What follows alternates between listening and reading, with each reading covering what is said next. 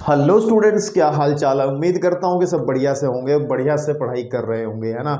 और आज के इस लेक्चर के अंदर ये जो लेक्चर है, ठीक है ना, ये लेक्चर है आपका 8वां लेक्चर है कक्षा 11 के 11वें चैप्टर का 8वां लेक्चर। और इस लेक्चर के अंदर जैसे कि लिखा है, हम बात करेंगे आज प्रश्नावली 11.3 का इंट्रोडक्शन करना है। और इस इंट्रोडक्शन के अंदर हम एक नया वक्र का रूप पढ़ेंगे और वो है दीर्घवृत्त, है ना। इससे पहले की जो एक्सरसाइज हैं 11.1 11.2 उनके अंदर भी हमने दो चीजें पढ़ के आए हैं। ये जैसे सबसे पहले हमने व्रत पढ़ा था, पहली ही चैप्टर की, इस चैप्टर की पहली एक्सरसाइज में व्रत पढ़ा था। उसके बाद में फिर हमने परवलय पढ़ा, ठीक है ना, परवलय पढ़ा। परवलय में 4 टाइप के परवलय पढ़े, एक इस टाइप का होता है, एक फिर इस टाइप का होता है, फिर एक इस टाइप का होता है, फिर एक इस टाइप का होता है। तो ये 4 डिटेल्ड हमने पढ़ा है इस बारे में, है ना, अच्छे से। तो इसी तरीके से हम लोग अब पढ़ेंगे दीर्घवृत्त, एलिप्स पढ़ेंगे, अंग्रेजी में एलिप्स कहते हैं। और मैं पहले भी कह चुका हूं कि ये जो शंकु परिच्छेद वाला चैप्टर है ये बहुत ही डीप चैप्टर है, बहुत टेक्निकल चैप्टर है। लेकिन टेक्निकल चैप्टर आपके स्कूल लेवल पर एनसीईआरटी की अगर बुक को देखा जाए तो कुछ नहीं है, बहुत आसान चीज़ें आपको दी गई हैं, सिर्फ बेसिक चीज़ें, है ना। जैसे अंग्रेजी भाषा पढ़नी हो तो केवल ABCD आपको दी गई है ना।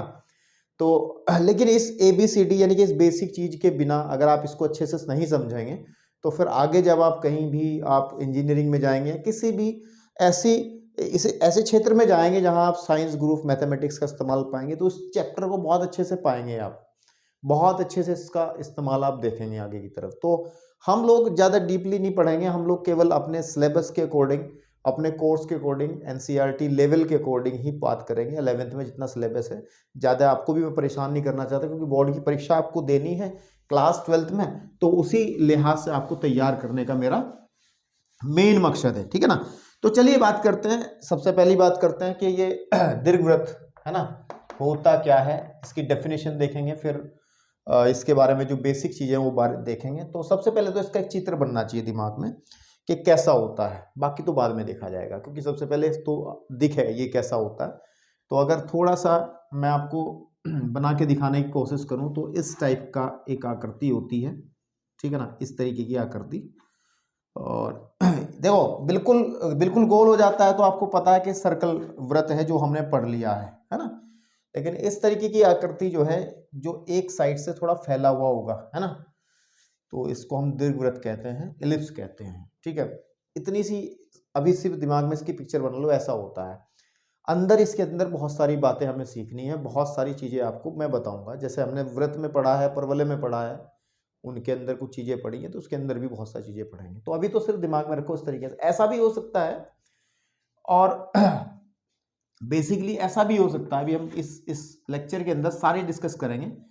ऐसा भी हो सकता है ना, ऐसा भी इलिप्स हो सकता है दीर्घवृत्त। तो ये दोनों फिगर आप देख पा रहे हैं अपने राइट हैंड साइड पर, तो दोनों इलिप्स की हैं, यानी कि ये दोनों ही आप दीर्घवृत्त इनको कहा जा सकता है, ठीक है। लेकिन इसका अब मैंने आपको थोड़ा सा बताया कि कैसा हो सकता है, आप एक साइड में इसको बना के रजिस्टर में रख लें कि ऐसा होता है। और ऐसी ही फिगर हम मैं आपको हर बार बना के समझाऊंगा जो भी चीज़ें हैं। तो लेकिन मेन बात है कि डेफिनेशन, जैसे हमारे एक व्रत की डेफिनेशन पढ़ी है, परवलय की पढ़ी है, तो उसकी डेफिनेशन पे अगर हम थोड़ी सी बात करें तो एनसीईआरटी के अकॉर्डिंग ही बात करते हैं कि दीर्घवृत्त जो होता है, दीर्घवृत्त, ठीक है ना, दीर्घवृत्त तल में, तल का मतलब प्लेन के अंदर, है ना, ठीक है ना। दीर्घवृत्त आपको ऐसा नहीं दिखाई देगा कहीं रास्ते में घूमता हुआ दिखाई दे, 3D फिगर नहीं है, 2D है, यानी कि वो दीवार पे, बोर्ड पे, कागज पे ही बनाया जा सकता है, ऐसा हवा में नहीं बनाया जा सकता, 3D फिगर नहीं है। तो दीर्घवृत्त जो है आपके पास में, दीर्घवृत्त तल में स्थित, तल में उन सभी बिंदुओं का समुच्चय, तल में उन सभी बिंदुओं का समुच्चय है, उन सभी बिंदुओं का, ठीक है ना, बिंदुओं का समुच्चय है, ठीक है ना, समुच्चय है, जो है जिनकी, है ना, जिनकी, जिनकी दो दो स्थिर बिंदुओं से, दो स्थिर बिंदुओं से, स्थिर बिंदुओं से दूरी का योग, किसका योग, दूरियों का योग, दूरियों का योग, योग अचर होता है, अचर होता है। अब ये क्या है, डेफिनेशन बहुत इंपॉर्टेंट होती है, क्योंकि डेफिनेशन में जो बात हम लिखते हैं उस बात का ही इस्तेमाल करते हुए हम चीज़ों को आगे बढ़ाते हैं। परवलय में आपने देखा है डेफिनेशन से बहुत काम हुए हैं, व्रत में भी डेफिनेशन से ही चीज़ें निकलती हैं, त्रिज्या क्या होती है, सब चीज़ें। तो डेफिनेशन बहुत ज़रूरी है, आपको परिभाषा पता होनी चाहिए, परिभाषा के अंदर जो बातें हुई हैं उसको अच्छे से क्लियर होनी चाहिए। तो दीर्घवृत्त, अब मैं इसको समझाता हूँ, एक एक बात को समझा के जाऊंगा कि दीर्घवृत्त तल में स्थित उन सभी बिंदुओं का समुच्चय है जिनकी दो स्थिर बिंदुओं से दूरियों का योग जो है अचर होता है। मतलब क्या है कि अगर मेरे पास तल में कोई दो पॉइंट हो इस तरीके से, ठीक है ना, दो पॉइंट्स हो, तो इनके इनसे मैं पहले बना लेता हूं, फिर मैं आपको समझाऊंगा, क्योंकि फिर फिगर अच्छी नहीं बनेगी। तो मैं एक बना ही लेता हूं दीर्घवृत्त। अरे क्या बना दिया मैंने ये ठीक है, ओके। ध्यान से देखेंगे, बहुत आसानी से चीज़ें समझ में आएंगी, बहुत आसानी से। कोशिश कर रहा हूँ कि बन जाए, बन जाएगा, कोई दिक्कत नहीं है। देखो ये दीर्घवृत्त है, हमने कहा कि इसके अंदर हम क्या करते हैं, दो फिक्स पॉइंट होते हैं, एक पॉइंट यहाँ पर, एक पॉइंट यहाँ पर। मैं डेफिनेशन को क्लियर करूंगा। इस पहले पॉइंट को आप कहिएगा F1 और दूसरे पॉइंट को कहिएगा आप F2, ठीक है नहीं। तो डेफिनेशन ये कहती है कि दीर्घवृत्त जो है उन सभी बिंदुओं का समुच्चय है, यानी कि इस पर बहुत सारे पॉइंट्स होंगे, है ना, वो बहुत सारे पॉइंट्स इस पर होंगे, अनगिनत पॉइंट्स। उन सभी बिंदुओं की खास बात क्या होगी कि अगर मैं किसी एक पॉइंट को देखता हूं, मैं यहां पर ये सपोज कर लो P1 पॉइंट है, तो वो ये कहता है कि जो बिंदु है वो दो स्थिर बिंदुओं से दूरियों का योग अचर होता है। अचर का मतलब सेम होता है, मतलब बदलता नहीं है।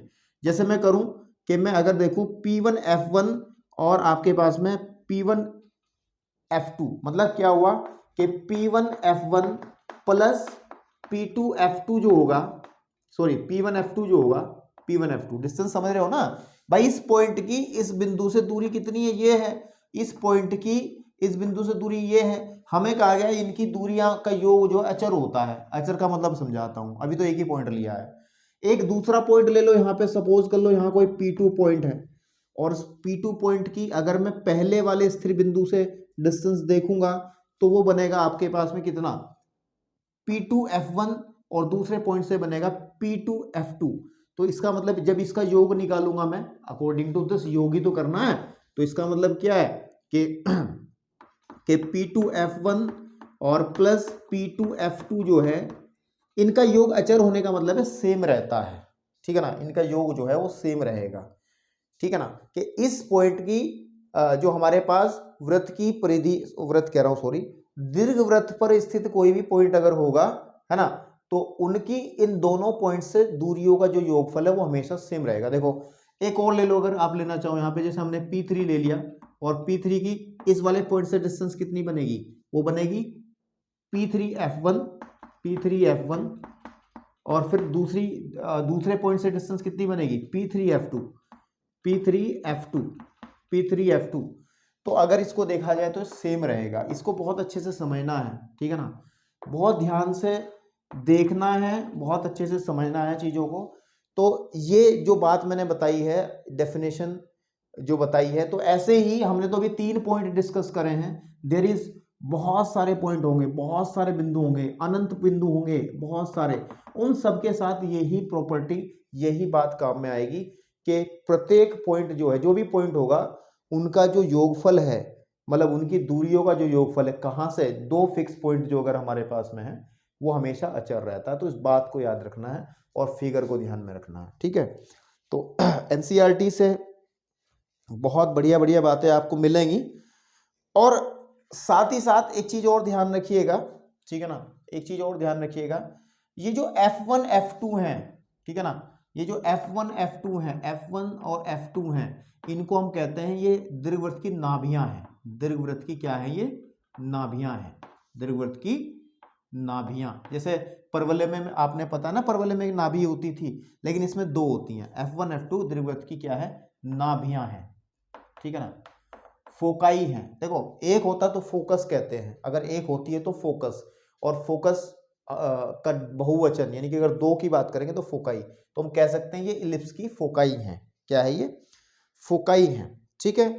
तो ये बात डेफिनेशन आपको अच्छे से क्लियर होनी चाहिए कि दीर्घवृत्त तल में उन सभी बिंदुओं का समुच्चय है जो है ना, जिनकी स्थिर बिंदुओं से दूरियों का, जिनकी दो स्थिर बिंदुओं से दूरियों का योग जो है अचर रहता है।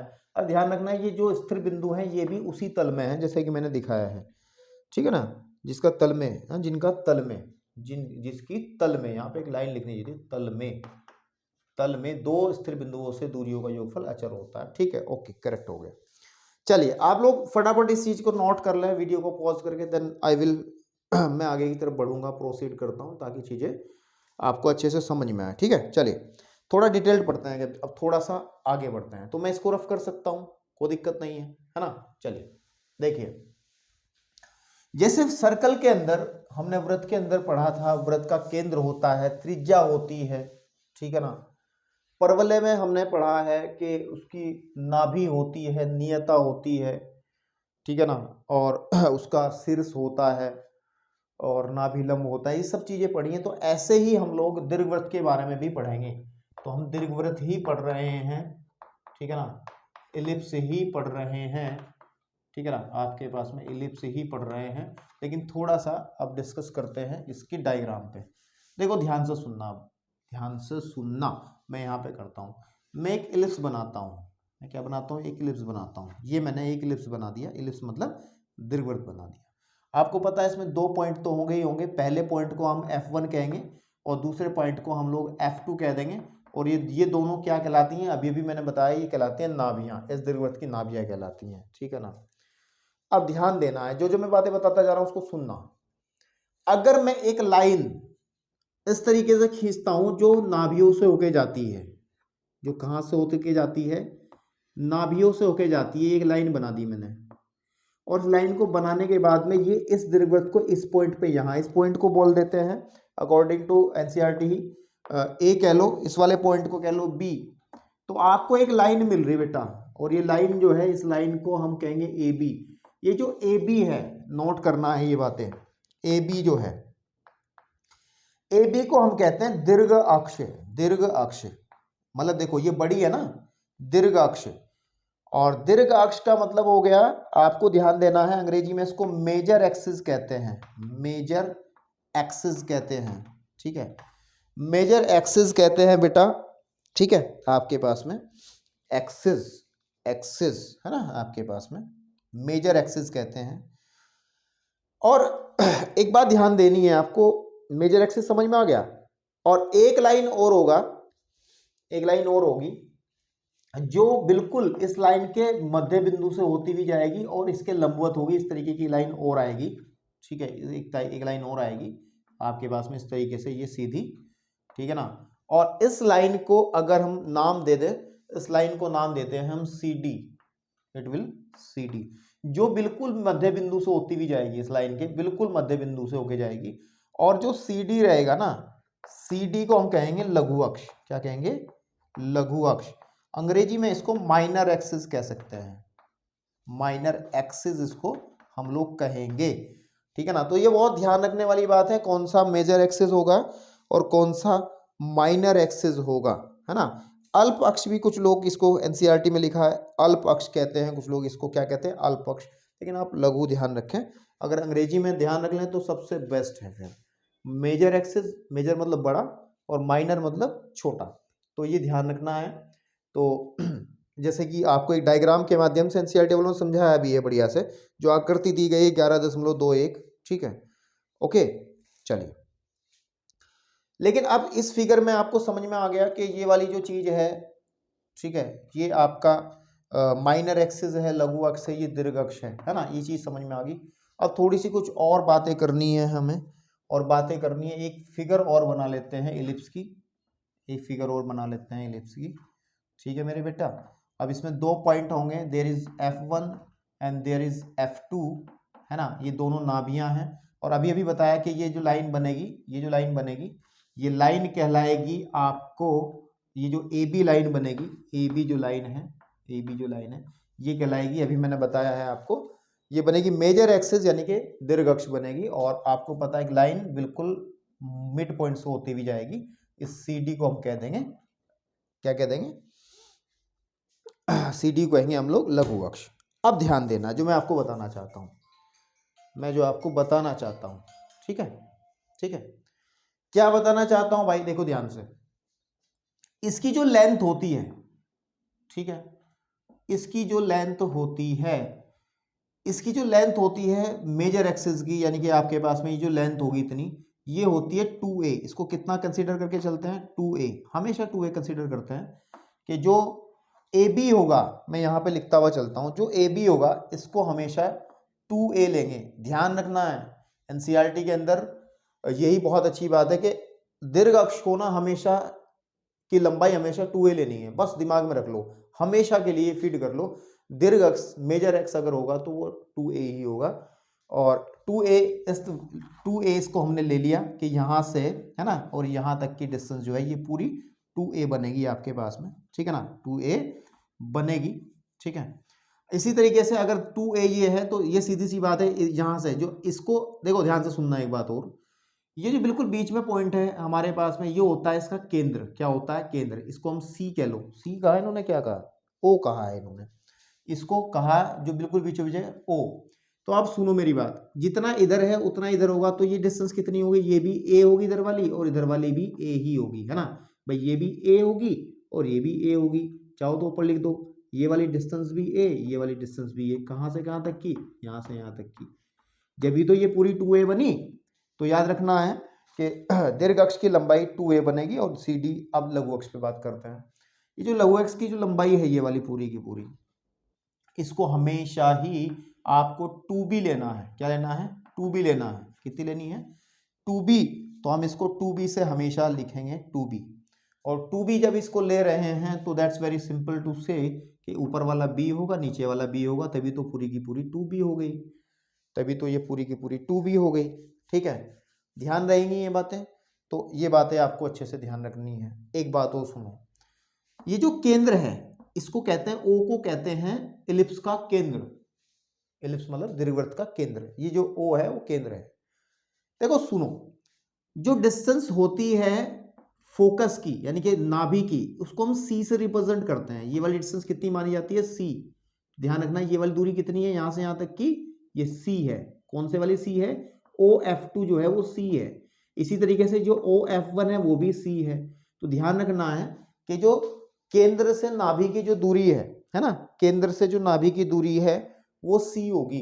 कितनी होगी, सी। सी से रिप्रेजेंट करेंगे। अभी हमने 2a तो मेजर एक्सिस हो गई और 2b माइनर एक्सिस हो गई, और जो हमारे पास में नाभियों के बीच की दूरी की बात करें हम, सी ये है, सी है, तो नाभियों के बीच की दूरी हो जाएगी 2c। आप देख लो ना, अगर आप F1 F2 निकालोगे, आप देखो, अगर आप देखो कि ये दूरी कितनी होगी भाई, सी ये है, सी ये है, तो ये पूरी कितनी हो जाएगी, 2c हो जाएगी, नहीं हो जाएगी, ठीक है ना। तो ये पूरी की पूरी आपकी 2c हो जाएगी। बस इतनी बात इसमें फिगर में बतानी थी। अभी आगे चलेंगे, धीरे धीरे आपको हम लोग समझाएंगे, ठीक है।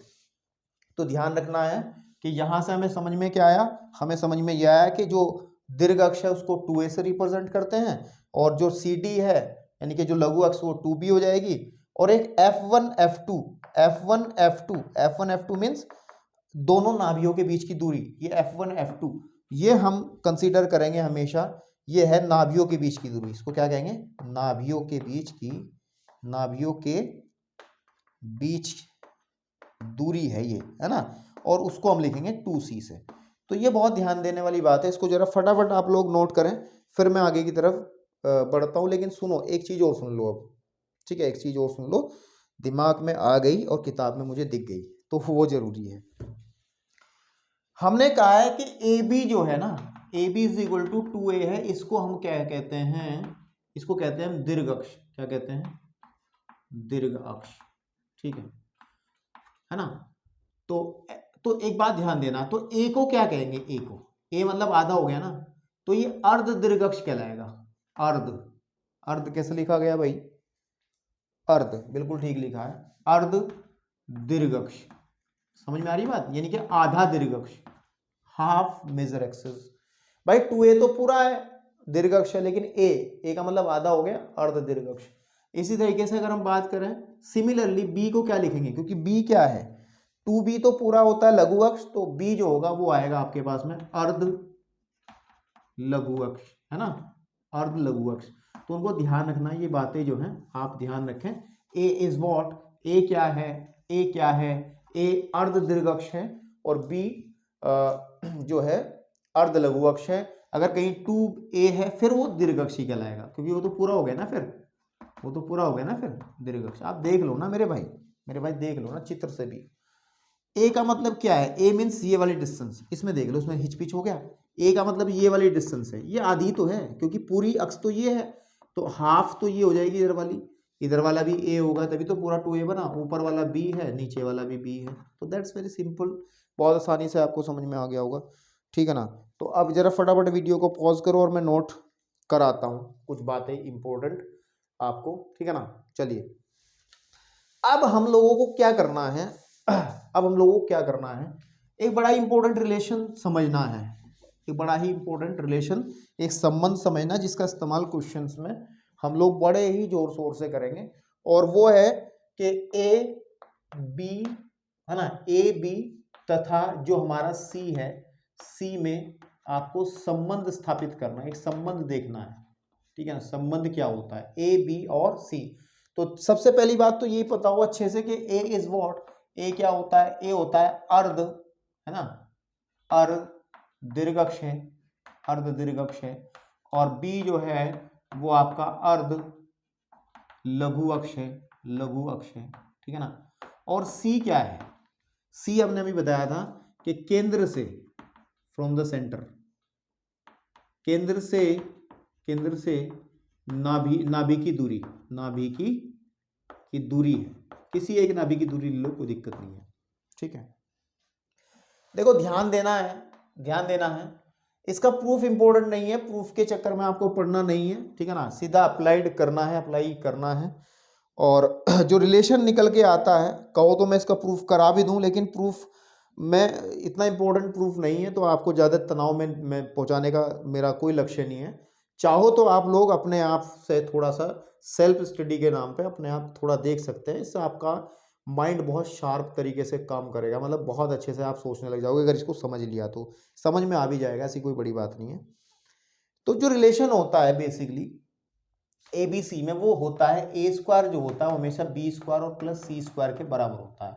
इस रिलेशन को हमेशा याद रखना है आपको, ठीक है, इस रिलेशन को हमेशा याद रखना है। कुछ लोग इस रिलेशन को ऐसे भी लिखते हैं कि सी स्क्वायर जो होता है वो हमेशा ए स्क्वायर माइनस बी स्क्वायर के बराबर होता है, और कुछ लोग इसको इस्तेमाल करते हैं कि सी जो होता है it always equal to under root of a square minus b square. तो जैसे भी आप चाहो, बात तो वही है। तो ये रिलेशन है ए बी और सी में, और ए बी सी क्या है वो आपको मैं बता चुका हूं अब तक इस लेक्चर के अंदर। अगर अभी भी नहीं पता ये ए बी सी क्या है, देन बहुत ज़्यादा चिंता का विषय है। इसका मतलब आपने लेक्चर को ध्यान से और अच्छे से समझ कर के नहीं देखा है, ठीक है। तो ये रिलेशन है, और इस रिलेशन से अगर हम बात करें, मैं ये रिलेशन एक बार और क्लियर कर देता हूं, ठीक है ना। मैं यहाँ बना लेता हूँ उस तरीके से इलिप्स, ऐसे बनाना मुझे बढ़िया लगता है आसान। अब बन गया, देखो अब बन गया ना, ठीक है ना, अभी बन गया, ठीक है। इसमें आपको पता है इसको हम ए कहते हैं, इसको हम लोग कहते हैं बी, इसको ए कहते हैं, इसको बी, इसको हम लोग सी कहते हैं, और इसको हम लोग कहते हैं डी, और ये बीच में ओ है। आपको पता है ए बी मेजर एक्सिस है, यानी कि दीर्घ अक्ष है, तो ये वाला पूरा का पूरा पोर्शन यहाँ से यहाँ तक का 2a होता है। तो ए क्या होगा, ए ये वाला पार्ट होगा, है ना, ए जो होगा आपके पास में ये वाला पार्ट होगा, ए ये होगा, ए ही ये होगा, और बी ही ये होगा, बी ही ये होगा। मैं आपको समझाना चाह रहा हूँ, यहाँ पर एक फोकस होगा F1 और यहाँ पर एक फोकस होगा F2, यानी कि नाभि अंग्रेजी में फोकस कहते हैं। और आपको समझना है, आपको ये समझना है कि केंद्र से इसके नाभि की डिस्टेंस जो होती है वो C होती है। मैं ये बताना चाह रहा हूँ दोबारा से, ठीक है ना, हो गया बस। अब कुछ रिजल्ट है, क्या है इसमें देखना एक बार और। दीर्घवृत्त की विशेष स्थितियां, special cases of an ellipse. अच्छा हाँ ठीक है, देखो कुछ इन फॉर्मूलों को लेकर के कुछ स्पेशल कंडीशंस हैं, ठीक है। जैसे रिलेशन मेरे पास में है, मैं पहले वाले रिलेशन से ही बात करता हूं कि ए स्क्वायर इज इक्वल टू होता है बी स्क्वायर प्लस का सी स्क्वायर। तो कंडीशन फर्स्ट ये है कि अगर सी इज इक्वल टू 0 हो जाए, c इज इक्वल टू 0 का मतलब है, c इज इक्वल टू 0 का मतलब कि दोनों जो नाभियां है ना, ये दोनों एक ही जगह आ जाए, यहाँ सेंटर पे आ जाएंगी, फिर दोनों पॉइंट्स का एक पॉइंट बन जाएगा भाई। इनके बीच की डिस्टेंस क्या है, 2c है। अगर c 0 हो गया तो उसका मतलब इनके बीच की डिस्टेंस 0 हो गई, है ना।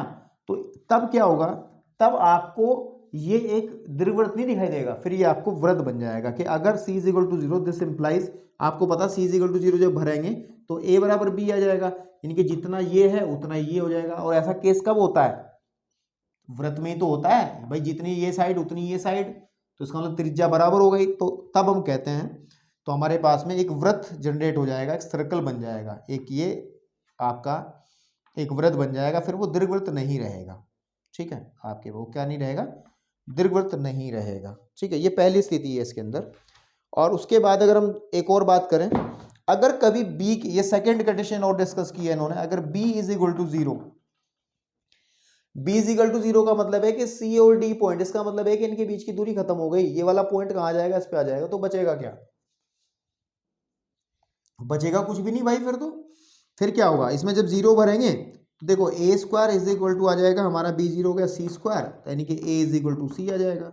और जब a is equal to c आ जाएगा, इसका मतलब ये वाले पॉइंट्स भी यहाँ आ जाएंगे, तो हमें केवल क्या मिलेगा, एक लाइन मिलेगी, एक रेखा मिलेगी। और रेखा कौन सी मिलेगी, F1 F2 एक रेखा मिलेगी, सिर्फ ऐसे करती हुई, F1 यहाँ आ जाएगा और F2 यहाँ आ जाएगा। अगर ऐसा होता है तो अगर C का मान 0 हो जाता है तो एक वृत्त बन जाता है, B का मान 0 हो जाता है तो एक स्ट्रेट लाइन मिल जाएगी, एक सरल रेखा मिल जाएगी, है ना। और जो F1 F2 कहलाएगी, है ना, दोनों फोकस को मिला करके, दोनों नाभियों को मिला करके। तो ये कंडीशन थी। चलिए, जो आपको ठीक लगता हो वीडियो को पॉज करके जरा फटाफट नोट करें, क्योंकि इंट्रोडक्शन चल रहा है, क्वेश्चंस भी करने हैं आज ही, ठीक है ना। चलिए, अब इसके अंदर हम लोग एक टॉपिक पढ़ते हैं, और जो कि बड़ा ही जरूरी टॉपिक है आगे आने वाले टॉपिक्स के लिहाज से भी, वो है उत्केंद्रता, है ना। क्या है, उत्केंद्रता, ठीक है। एक्सेंट्रिसिटी अंग्रेजी में इसको कहते हैं, बड़ा ही इंपॉर्टेंट है, बहुत जरूरी है, ठीक है ना। उत्केंद्रता, तो इसको आप समझेंगे, उत्केंद्रता क्या होती है, उत्केंद्रता, ठीक है ना। उत्केंद्रता अंग्रेजी में इसको कहते हैं एक्सेंट्रिसिटी, एक सेंट्रिसिटी, सेंट, है ना, सेंट्रिसिटी, सेंट्री, उसके बाद में सिटी, है ना, सेंट्रिसिटी, एक्सेंट्रिसिटी इसको कहते हैं। ये क्या होता है बेसिकली, ये क्या होता है, मैं अभी थोड़ा सा डायग्राम से इसको समझाने का आपको प्रयास करूंगा, ताकि आपको फील आ जाए। देखो, डायग्राम से फॉर्मूलों को याद करने की कोशिश करोगे ना, चित्र से, तो मेरे बेटे एक बात ध्यान रखना, बहुत अच्छे से याद हो जाएंगे फॉर्मूले। क्योंकि मैंने और भी किताबें देखी हैं, जैसे RD शर्मा वगैरह और किताबें देखी हैं मैंने, उसमें क्या है कि उसमें टेबल बना के दे रखी है फॉर्मूलों की, सूत्रों को ही ना, जो सूत्र हैं इसके एलिप्स के, यानी कि दीर्घवृत्त के जो फॉर्मूले उनकी टेबल बना के दे रखी है। तो फॉर्मूले टेबल से नहीं याद करने, टेबल वाले फॉर्मूले आप जाओगे भूल, आपको टेबल से नहीं फिगर से याद करने हैं फॉर्मूले, चित्र बना के याद करने हैं। चित्र में पता होना चाहिए कौन सी चीज कहाँ होती है, तब क्वेश्चन आपको आसानी से समझ में भी बढ़िया आएंगे। अब सुनो, देखो, इसमें आपको पता है कि एक फोकाई ये होती है, मतलब फोकस ये होता है, यानी कि एक नाभि ये होती है, एक नाभि ये होती है हमारे पास, ठीक है बेटा। और इतना आपको पता है, ये O है, जिसको हम इस दीर्घवृत्त का सेंटर कहते हैं, केंद्र कहते हैं। अब आप ध्यान से सुनो, मैंने अभी बताया आपको कि O से C इनकी जो डिस्टेंस है, इनकी जो डिस्टेंस है, ठीक है ना, आपके पास में इनकी जो डिस्टेंस है उसको हम C कहते हैं। ये जो डिस्टेंस है यहाँ से यहाँ तक की, वो डिस्टेंस कितनी होती है, C होती है। ये डिस्टेंस कितनी होती है, C, ये वाली दूरी होती है C। चाहो तो आप मैं इसको थोड़ा नीचे करके ऐसे डॉट डॉट डॉट डॉट करके, डॉट डॉट डॉट करके ये दिखा दिया मैंने, ये C होती है यहाँ से यहाँ तक की डिस्टेंस। और आपको पता है कि यहाँ से अगर मैं इस पॉइंट को A कहता हूँ, इस पॉइंट को मैं B कहता हूँ, तो मेरे बेटे ये जो OB है, आपको अगर थोड़ा सा ध्यान दें, हम थोड़ा ध्यान दें, ये जो OB है ये कितनी होती है, ये OB कितनी होती है, ये वाली कितनी होती है, ये होती है A होती है ये, है ना। इसको क्या कहते हैं, इसको कहते हैं अर्ध दीर्घ अक्ष, है ना, ठीक है ना, हाफ मेजर एक्सिस, यानी कि अर्ध दीर्घ अक्ष कहते हैं। जो इसेंट्रिसिटी होती है, एक सेंट्रिसिटी उत्केंद्रता होती है, उसको हम स्मॉल ई से रिप्रेजेंट करते हैं।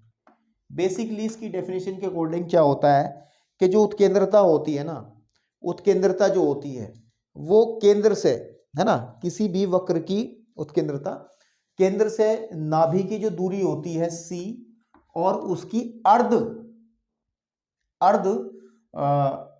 दीर्घ अक्ष के अनुपात के बराबर होती है, इसके बराबर ये फॉर्मूला होता है E is equal to C upon A. चाहो तो एनसीईआरटी में आप देख सकते हैं, इसमें डेफिनेशन भी लिखी है ना, डेफिनेशन नंबर 5 करके दिया है कि दीर्घवृत्त की उत्केंद्रता दीर्घवृत्त के केंद्र से नाभि और केंद्र से शीर्ष की दूरियों का अनुपात है ना, शीर्ष की दूरियों का अनुपात है, ठीक है ना आपके पास में। तो उन्होंने क्या कहा है, इसको कहा है शीर्ष की दूरियां।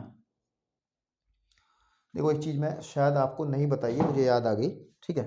देखो इलिप्स जो है, ये जो इलिप्स है ये ऐसे फैला हुआ है इस तरीके से, ये जो ए है ना, ये ए और ये जो बी है, इनको हम शीर्ष कहते हैं। ये भी शीर्ष है, ठीक है बेटा, और ये भी मेरा शीर्ष है, ठीक है ना। एक मिनट जरा यार, लाइटिंग का थोड़ा सा पंगा पड़ा है, ठीक है भैया। तो जो अगर हम ए की बात करें, ए क्या है, ए क्या है, ए क्या है, केंद्र से शीर्ष की डिस्टेंस ही तो है ए, है ना। जो हम ए कहते हैं, ए को हम कहते हैं बेसिकली, ए को अब तक जो पढ़ा है हमने वो पढ़ा है कि अर्ध दीर्घअक्ष पढ़ा है, अर्ध दीर्घअक्ष पढ़ा है ना। लेकिन इसका एक नाम और हो सकता है, वो हो सकता है कि ए को हम कह सकते हैं कि केंद्र से शीर्ष की दूरी है, ये शीर्ष की दूरी। आप कहोगे सर जी ये वाला शीर्ष नहीं हो सकता, नहीं हो सकता, सी डी कभी भी शीर्ष नहीं हो सकता। शीर्ष वो होगा जिस तरफ से फैला हुआ होगा। तो जो वर्टेज शीर्ष है, एक ये होगा और एक ये होगा। केंद्र से जो शीर्ष की दूरी होगी उसको हम ए कहते हैं। देखो मैं अभी भी कह रहा हूं, चित्र से ही समझ में आएगा। अगर मैं डायरेक्टली इसको ना बनाऊं, सोच लो अरे मैं ये बताऊं तो मजा ही नहीं आएगा आपको समझने में, ठीक है ना। चलिए, तो उसका फॉर्मूला ध्यान रखना है। अच्छा एक बात सुनो, तो देखो अगर मैं यहां से c की वैल्यू निकालूं तो c इज इक्वल टू कितना आ जाएगा, ए ई, ठीक है ना। c की वैल्यू ए ई आ जाएगी ना। इसका मतलब क्या हो जाएगा कि नाभियों के बीच की जो दूरी होती है, नाभियों के बीच की दूरी, नाभियों के बीच जो दूरी होती है, जो क्या होती है, दूरी होती है, वो 2c होती है। और अगर मैं c की वैल्यू रखूं तो 2ae, है ना, 2ae। तो ध्यान रखना है कि जो नाभियों के बीच की दूरी को हम लोग कई बार 2ae भी कह लेते हैं। इससे हमें कोई फरेज नहीं कहने से, इसको आपको समझना है, ठीक है। चलिए आप जरा वीडियो को पॉज करके जो आपको ठीक लग रहा है उसको नोट करो। वैसे तो मैं सब किताबी वाली बातें ही बता रहा हूँ, आज बिल्कुल कोई अलग चीज़ नहीं बताई। मैं चाह भी नहीं रहा हूँ कि आपको बेवजह परेशान किया जाए, ठीक है। चलिए बेटा, अब हम पढ़ेंगे इसके अंदर जो कि क्वेश्चंस के लिए जरूरी टॉपिक है, और दीर्घवृत्त का मानक समीकरण क्या होता है, यानी कि standard equation of an ellipse क्या होता है। मानक जैसे कि हमने पढ़ा है, वृत्त में भी मानक समीकरण पढ़ा था हमने, फिर परवलय पढ़ा है, तो परवलय में भी हमने मानक समीकरण पढ़े हैं। मानक समीकरण क्या होते हैं, देखो मैं बताता हूँ आपके पास में। देखो अब हम कोऑर्डिनेट एक्सेस पे जा रहे हैं, यानी कि ज्यामितीय निर्देशांकों पे जा रहे हैं। एक्स एक्सिस और वाई एक्सिस की अब जिक्र होगा कि सपोज कर लीजिएगा, देखो मानो कि ये मेरे पास में ये एक्स एक्सिस हो गया और ये वाई एक्सिस हो गया, ठीक है। एक्स एक्सिस हो गया और वाई एक्सिस हो गया। देखो अगर हम एक्स एक्सिस वाई एक्सिस बना रहे हैं, एक्स एक्सिस वाई एक्सिस ये मूल बिंदु है ओ, है ना। देखो दीर्घवृत्त तो कैसे भी बन सकता है भाई, दीर्घवृत्त ऐसे भी बन सकता है जो कि बड़ा सिंपल है, ठीक है ना आपके पास में, ओके। ऐसा भी बन सकता है ना। और ये बना, ऐसे भी तो बन सकता है इधर की तरफ, या इस वाले चतुर्थांश से बन जाए, या यहां बन जाए। लेकिन हम लोग इसके बारे में स्टडी नहीं करने के, ये मानक नहीं है, ठीक है ना। हम लोगों को केवल दीर्घवृत्त का मानक समीकरण ही पढ़ना है, ये नहीं पढ़ना है। ये चीजें आप मैं फिर वही कहूंगा, बड़ा डीप चैप्टर है। आगे की तरफ जब आप बढ़ोगे, आप भविष्य में कभी मौका मिलेगा तब ये इस तरह की चीजें आपको पढ़ने को मिलेंगी। अभी तो हमें सिर्फ मानक पढ़ना है, मानक समीकरण। मानक समीकरण वो होता है ऐसे दीर्घवृत्त, ऐसा समीकरण होता है, ऐसे दीर्घवृत्त का समीकरण जिसका जो केंद्र होगा वो तो मूल बिंदु होगा भाई। केंद्र क्या होगा, ठीक है ना, केंद्र जो होगा, ठीक है ना, केंद्र जो होगा वो तो मूल बिंदु पे होगा। किस पे होगा, मूल बिंदु होगा, ठीक है ना, मूल बिंदु। और जो नाभियां हैं वो डिसाइड करेंगी, जो नाभियां हैं, ठीक है ना, जो फोकाई हैं, नाभियां जो हैं वो एक्स अक्ष पे होंगी या फिर वाई अक्ष पे होंगी, दोनों में से किसी एक पे होंगी। अगर किसी भी दीर्घवृत्त का केंद्र मूल बिंदु हो जाए और नाभियां या तो एक्स अक्ष पे हो या फिर वाई अक्ष पे हो, तो ऐसे समीकरण को मेरे बेटे हम लोग क्या कह देंगे, क्या कह देंगे, मानक समीकरण, स्टैंडर्ड इक्वेशंस कह देंगे, ठीक है। दो टाइप के होंगे, सीधी बात है, जब नाभियां एक्स अक्ष पे होगी तो एक अलग फिगर मिलेगी और जब नाभियां वाई अक्ष पे होगी तो एक अलग फिगर मिलेगी। पहले तो मैं सिर्फ इसके बारे में बात कर रहा हूँ, फर्स्ट वाले के। तो मैं क्या करता हूं कि एक ऐसा एलिप्स बनाता हूं जिसका केंद्र मूल बिंदु है, तो ऐसा बनेगा, और जिसकी नाभियां जो है कहाँ होंगी, एक तो नाभि यहां हो जाएगी, है ना, और एक नाभि यहां पे हो जाएगी। तो इसका मतलब है इस तरीके से ये हमारा दीर्घवृत्त बनेगा जिसकी दो नाभियां हो जाएंगी। पहले वाली नाभि ये हो गई, दूसरी ये हो गई, है ना। आपके पास में चाहो तो इसको आप F1 कह लो, इसको आप F2 कह लो, है ना। और अब इसके अंदर इसका इक्वेशन क्या होगा ध्यान रखना है, ठीक है। नहीं तो यहां पे मैं फर्स्ट टाइप लिख रहा हूं, यदि नाभियां एक्स अक्ष पर हों, तो ध्यान रखना, तो समीकरण क्या बनेगा, वो बनेगा x square upon a square plus y square upon b square is equal to 1। इसको याद रखना है, ठीक है। अगेन मैं ये कहूंगा कि प्रूफ इंपॉर्टेंट नहीं है, कभी आप प्रूफ के चक्कर में पढ़ने लग जाओ, ठीक है। मैं ये कहूंगा बार बार, ठीक है, कि प्रूफ इंपॉर्टेंट नहीं है इसका, तो आप याद रखें। लेकिन इसमें आपको पता होना चाहिए कि ए क्या है, ए आपका अर्ध दीर्घ अक्ष है और बी जो है अर्ध लघु अक्ष है। तो ए क्या है, ए हमारे पास में, मैं फिर कह दूंगा, ये वाली डिस्टेंस ए है, इधर वाली डिस्टेंस भी ए ही होती है, और ये वाली ऊपर वाली डिस्टेंस बी है, नीचे वाली डिस्टेंस भी बी है। तो ए बी आपको क्लियर होना चाहिए, ठीक है, ओके। अब सुनो मेरी बात ध्यान से, जब नाभियां, हमने कहा है नाभियां एक्स एक्सिस पर हैं, और अगर केंद्र से इसकी दूरी ये वाली सी हो, तो आप इसके कोऑर्डिनेट क्या लिखोगे, C,0, है ना, C,0। और इसके कोऑर्डिनेट क्या लिखोगे, क्योंकि जितनी डिस्टेंस ये है उतनी ये होगी, ये डिस्टेंस C है, हमने इसको C कहा है, तो ये भी C होगा, तो उसको हो जाएगा -C,0, ठीक है ना। तो अगर इस तरीके का कोई दीर्घवृत्त है जिसकी नाभियां एक्स एक्सिस पर हैं और केंद्र जो है वो मूल बिंदु पर है, तो उसको हम कहते हैं कि वो मानक समीकरण है उसका ये x square upon a square plus y square upon b square is equal to 1। इसको याद रखना है बहुत अच्छे से, ठीक है, ओके। पहला तो ये हो गया आपके पास में। अब सुनो, इसको हम क्या कहते थे, पॉइंट को ए, इसको कहते थे हम लोग बी, इसको कहते थे हम लोग सी, इसको कहते थे हम लोग डी। अब ध्यान से देखना, हमारे जो शीर्ष होंगे, शीर्ष एक तो ए होगा और एक बी होगा, है ना। तो इसके कोऑर्डिनेट कितने होंगे, अगर आप ध्यान दो, इधर वाले को ए कहो, मेरे हिसाब से इधर वाले को ए कह लो, इधर वाले को आप बी कह लो। तो ए के कोऑर्डिनेट कितने होंगे, ये वाली डिस्टेंस पूरी कितनी है, ये अर्ध सेमी एक्सिस, और नहीं सॉरी क्या बोल रहा हूं, अर्ध दीर्घ अक्ष, यानी कि सेमी मेजर एक्सिस। हिंदी में अर्ध दीर्घ अक्ष को क्या कहेंगे, अर्ध दीर्घ अक्ष को कहेंगे। सेमी का मतलब अर्ध, सेमी, है ना, मेजर एक्सिस, ठीक है ना।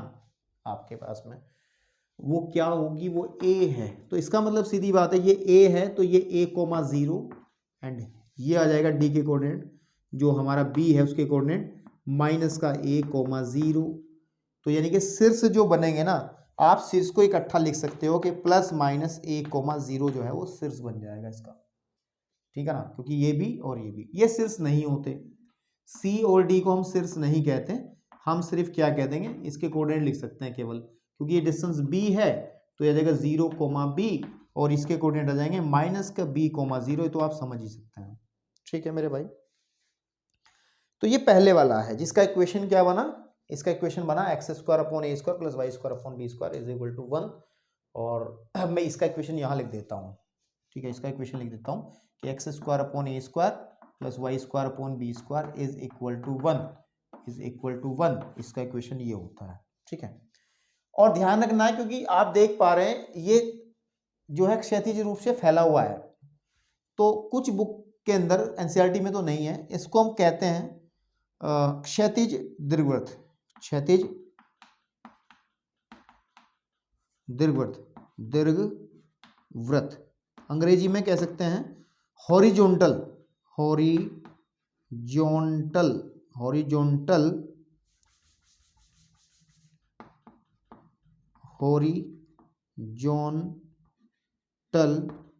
एलिप्स, ठीक है ना, एलिप्स।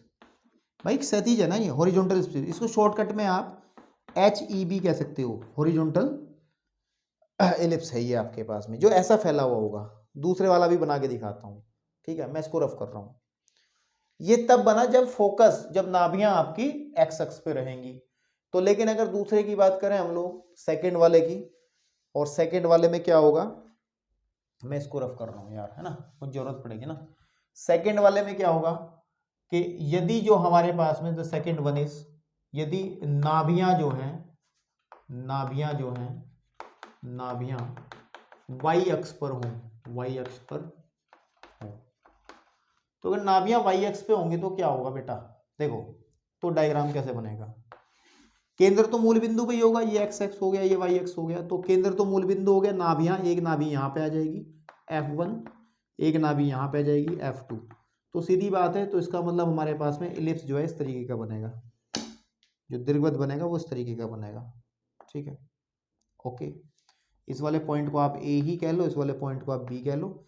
चीजें कहाँ बदलेंगी, देखो बदलेंगी क्या, मैं बताता हूँ आपको।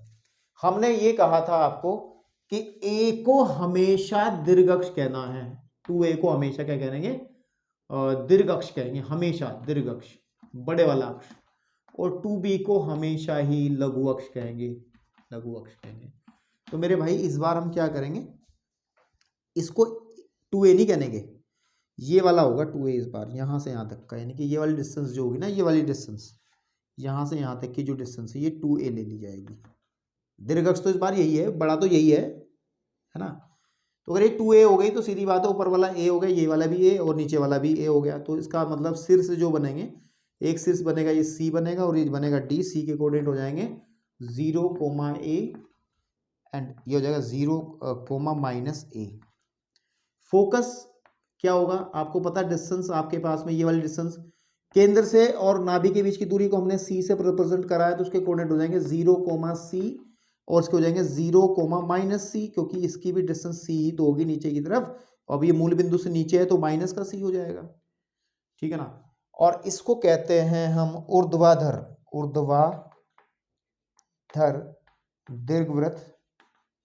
दीर्घवृत्त, अंग्रेजी में कहते हैं वर्टिकल, ठीक है ना, इलिप्स, ठीक है, वर्टिकल इलिप्स, शॉर्टकट में इसको V.EB कह देंगे, वर्टिकल इलिप्स, है ना। तो मेरे भाई, और इसका इक्वेशन क्या बनेगा, समीकरण देखो, इसका जो समीकरण बनेगा, मैं समीकरण लिखता हूं कहां पर, इसका समीकरण तो लिख दो यार, जो जरूरी चीज थी, पढ़ रहे समीकरण लिखा नहीं है, तो समीकरण जो आएगा वो आएगा, याद रखना है, थोड़ा घिचपिच हो रहा है, कि x² / b² + y² / a² is equal to 1। Change हो गया, a² / b², देखो x² के नीचे a² y² / b², लेकिन यहाँ पे क्या आया, x² / b², ठीक है, एंड प्लस y² / a², क्योंकि क्या है अभी बताऊंगा क्वेश्चन के अंदर क्या है, तो अभी तो इतना ध्यान रखो, ठीक है। बात समझ में आई या नहीं समझ में आई, इसको तय करना आपका काम है, ठीक है। मैं देख लूं कुछ छूटा तो नहीं है इसमें, है ना। चलिए क्वेश्चन करते हैं, पहले एक छोटी सी बात करते हैं कि अगर हमारे पास क्वेश्चन आ जाए कभी, ठीक है ना, हमारे पास क्वेश्चन आ जाए, मैं क्वेश्चन देख लेता हूं कि देखो मैं दो इक्वेशन लिखता हूं कि x² / 25 + y² / 9 is equal to 1, and दूसरा लिखता हूं मैं x² / सपोज कर लो 16 ले लो, and plus y² / 25 is equal to 1। तो हमें ये देखना है, क्योंकि भाई जब तक चित्र नहीं समझ में आएगा, जब तक क्या कर पाओगे आप, ना नाभि निकाल पाओगे, ना अक्ष निकाल पाओगे, ना उसके शीर्ष बता पाओगे क्या? कुछ भी नहीं बता पाओगे। तो भाई एक बात सुनो मेरी, एक बात सुन लो मेरी। कितना बचा है इसमें इंट्रोडक्शन में काम अभी? हाँ अभी तो बचा है, नाभिलम वगैरह बचा है थोड़ा सा। चलिए कोई बात नहीं, लेंथ देख लें जरा, कितनी लंबी वीडियो हो गई यार, 45 मिनट की हो गई। चलो मैं यहीं पे इसको इसको समझा करके ख़त्म करता हूँ नेक्स्ट लेक्चर, नेक्स्ट वीडियो में, क्योंकि लंबा हो जाएगा, आपको बोरियत होगी देखते हुए। देखिए अगर हमारे पास दो क्वेश्चन है कि x square upon 25 plus y square upon 9 is equal to 1, x square upon 16 plus ये, अब ये देखना कि यार ये कौन सा होगा, इसका चित्र ऐसा होगा या ऐसा होगा, इसका चित्र ऐसा होगा या ऐसा होगा, उसको कैसे जज करना है। देखो मेरी बात सुनो, उसको देखने का तरीका ये है कि आप देखोगे ये एक्स स्क्वायर के नीचे क्या है। पहले मैं पहले क्वेश्चन कर रहा हूँ, एक्स स्क्वायर का जो हर है, एक्स स्क्वायर वाले का जो जो आपके पास में एक्स स्क्वायर का जो गुणांक है उसका जो हर है वो 25 है, ठीक है ना। और अगर देखा जाए और नीचे जो है वाई स्क्वायर का जो हर है वो है 9, ठीक है ना। तो इनमें बड़ा कौन सा है, इनमें बड़ा कौन सा है, ये है, ये वाला बड़ा है। इसका मतलब है कि एक्स स्क्वायर के जो नीचे है ना, एक्स स्क्वायर के नीचे जो आता है क्या आता है, ए स्क्वायर आता है ना, या बी स्क्वायर आता है। एक्स स्क्वायर के नीचे बड़ी वाली चीज है, इसका मतलब एक्स स्क्वायर एक्स अक्ष पर नाभियां होंगी, सीधी बात है। कहाँ होंगी नाभियां, एक्स अक्ष पे। मैं आपको कंफ्यूज नहीं करना चाहता, मेरी बात को ध्यान से सुनना कि अगर एक्स स्क्वायर के नीचे जो हर है, एक्स स्क्वायर के जो नीचे जो संख्या लिखी है वो बड़ी है, तो इसका मतलब है कि नाभियां एक्स अक्ष पर होंगी, मोटी मोटी बात है ना। जैसे आपके पास में इस वाले की बात करूं तो उसमें एक्स स्क्वायर के नीचे वाली जो संख्या है वाई स्क्वायर से नीचे वाली संख्या से क्या है, बड़ी है। इसका मतलब ये वाला जो फिगर बनेगा वो इस तरीके का बनेगा, यानी कि ये बनेगा आपका हॉरिजॉन्टल इलिप्स बनेगा। मैं बना के दिखाता हूं, अभी रुको। इस वाले में क्या है, इस वाले में वाई स्क्वायर के नीचे वाली चीज जो है बड़ी है, वाई स्क्वायर के नीचे वाली चीज बड़ी। इसका मतलब क्या है कि नाभियां कहां होंगी, वाई एक्स पे होंगी, नाभियां कहां होंगी, वाई एक्स पे होंगी। तो चित्र ऐसा बनेगा, चित्र ऐसा बनेगा, ठीक है ना। आपके पास में चित्र कहां बनेगा, ऐसा बनेगा। फिर मेरी बात समझ रहे हो, नहीं समझ रहे हो, बना के दिखाता हूं, रुको। मैं भी इनको रफ कर रहा हूं, जो नोट करना चाहो कर लो, मैं उन क्वेश्चंस को थोड़ा सा क्लियर करूंगा। देखिए मैं सबसे पहले की बात करता हूं, let's talk about the first one. पहले की जो हमारे पास पहला है वो है x square upon 25 and plus y square upon 9 है ना, 9 इज इक्वल टू 1। और अगर मैं छोटी छोटी बात कंपेयर कर लूं कि बड़े वाली चीज को तो ए स्क्वायर ही कहते हैं, बड़े को ए स्क्वायर ही कहते हैं ना। बड़ा क्या होता है, ए जो है वो दीर्घ अक्ष है ना, 2a क्या है, वो दीर्घ अक्ष है ना, यानी कि हमेशा बड़ा है ना। तो ए तो हमेशा बी से बड़ा होगा ना। इसका मतलब हम इसका x square upon a square and plus y square upon b square is equal to 1 से तुलना कर लेंगे। क्या कर लेंगे, तुलना, ठीक है ना। क्या कर लेंगे, तुलना कर लेंगे। और मेरे भाई सुनो, तो ए स्क्वायर इज इक्वल टू हो जाएगा 25, तो ए की वैल्यू आ जाएगी 5 and b square is equal to हो जाएगा 9, तो बी की वैल्यू आ जाएगी 3। बनाओ डायग्राम, कौन मना कर रहा है। चूंकि एक्स के नीचे वाली चीज बड़ी है तो फोकाई कहाँ होंगी, नाभियां होंगी आपके पास में, कहां पर, एक्स अक्ष पर। तो केंद्र तो आपका मूल बिंदु होगा ही होगा, तो ये ऐसा बनेगा फिगर। फिर जिसके अंदर ये डिस्टेंस जो है वो 5 होगी और ये वाली डिस्टेंस जो है वो 3 होगी। ये तो ए है ना, ये ए है और ये क्या है आपका, ये बी है। तो ये डायग्राम ऐसे बनेगा, देख लो खुद ही। जब ये बड़ा है तो ये ऐसे ही बनेगा ना। इसको क्या कहते हैं, क्षैतिज दीर्घवृत्त, यानी कि हॉरिजॉन्टल एलिप्स इसको कहते हैं। अगर हम दूसरे की बात करें, the question second, question number second की बात करें, इसके अंदर क्या है, दूसरे के अंदर देखो ध्यान से, ये है x square upon 16 plus y square upon 25 is equal to 1। अब देखो सुनो, इसमें वाई स्क्वायर के नीचे वाला जो है बड़ा है, तो इसका मतलब क्या है, ए ही तो हमेशा बड़ा होता है बी से। तो यानी कि वाई स्क्वायर के नीचे बी क्या लेंगे, वाई स्क्वायर के नीचे ए स्क्वायर लेंगे, तो लेंगे x square upon b square plus y square upon a square is equal to 1, ठीक है ना। तो सीधी बात है, बी की वैल्यू यहां से कंपेयर करेंगे तो 16 और ए स्क्वायर की वैल्यू आ जाएगी 25। इसका मतलब b is equal to 4 and a is equal to 5।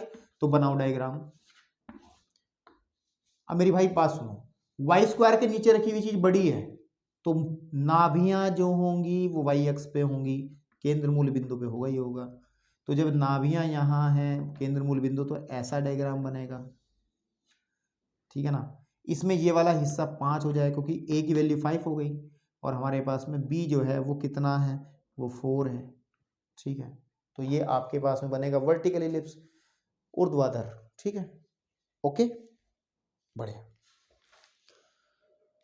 अब एक पॉइंट और बता करके इस लेक्चर को खत्म करूंगा क्योंकि इसमें अभी काम बाकी है, पूरा नहीं कर पाऊंगा इसके अंदर, नेक्स्ट लेक्चर के अंदर इंट्रोडक्शन पूरा होगा, ये पहला लेक्चर इंट्रोडक्शन का रहेगा। अब देखो एक दो बात है जिनको करना जरूरी है, समझना, जब क्वेश्चंस करेंगे तो और क्लियर हो जाएंगी चीजें, ये टेंशन लेने वाली कोई बात नहीं है, ठीक है। आपके पास में देखो कि अगर हम एक एलिप्स की बात करते हैं, एक दीर्घवृत्त की बात करते हैं, ये एक दीर्घवृत्त है जिसकी नाभियां जो हैं वो एक्स एक्सिस पर हैं, एक्स एक्सिस पर है, F1 and F2, F1 and F2। तो अगर हम लोग कोई पॉइंट ले लेते हैं इसके ऊपर, एक P पॉइंट XY, तो ध्यान देना है, सबसे पहली बात तो सुनो कि जो दीर्घवृत्त होता है वो दीर्घ अक्ष और लघु अक्ष के सममित होता है। सममित का मतलब होता है कि ये लाइन भी के ऊपर भी ऐसा ही हिस्सा होगा, इस लाइन के नीचे भी ऐसा ही हिस्सा होगा। मतलब देखो ये लाइन जो है, जो लाइन है जिसको हम दीर्घ अक्ष कह रहे हैं, उससे ऊपर की तरफ भी इलिप्स की जैसी शेप होगी, सेम शेप नीचे की तरफ हो जाएगी। अगर हम इस अक्ष की बात करते हैं, इस अक्ष की बाईं तरफ जैसी शेप है, ऐसी दाईं तरफ भी होगी। तो इससे एक बात क्लियर होती है कि जो 4 हिस्से बन रहे हैं, पहला हिस्सा, दूसरा हिस्सा, तीसरा हिस्सा और चौथा हिस्सा, ठीक है, इन सब के क्षेत्रफल भी बराबर होंगे। जब सिमेट्रिक है, सममित है, तो इनके क्षेत्रफल भी बराबर होंगे। और एक बात और सुनो कि अगर हमारे पास में यहाँ कोई पॉइंट P है, सुनना चाहो सुन लो, लेकिन जरूरी नहीं है, लेकिन फिर भी बता रहा हूँ क्योंकि आपके एनसीईआरटी में दी है। अगर कोई पॉइंट P है, इसका प्रतिबिंब यहाँ पर एक दिखाई देगा और उसके कोऑर्डिनेट हो जाएंगे x, -y, इसके बिल्कुल नीचे की तरफ। इसका पॉइंट का प्रतिबिंब यहाँ भी दिखाई देगा, इसके कोऑर्डिनेट हो जाएंगे -x, y, बिल्कुल इधर की तरफ। इसके नीचे देखेंगे यहाँ पर इसका प्रतिबिंब यहाँ दिखाई देगा -x, -y, ठीक है मेरे भाई। तो ये भी ध्यान देना कि कोई पॉइंट अगर है तो उसका प्रतिबिंब तीनों तरफ दिखाई देगा, क्योंकि सममित है ना। यहाँ पर कोई पॉइंट है तो इसका भाई इधर भी दिखाई देगा एक, इधर भी दिखाई देगा एक, और इधर भी दिखाई देगा एक। तो ये बात आपको ध्यान रखनी है मेरे भाई, ठीक है। चलिए बाकी के टॉपिक को मैं बेटा नेक्स्ट लेक्चर में डिस्कस करूंगा, ये बड़ा लंबा लेक्चर हो जाएगा नहीं तो, ठीक है। धन्यवाद।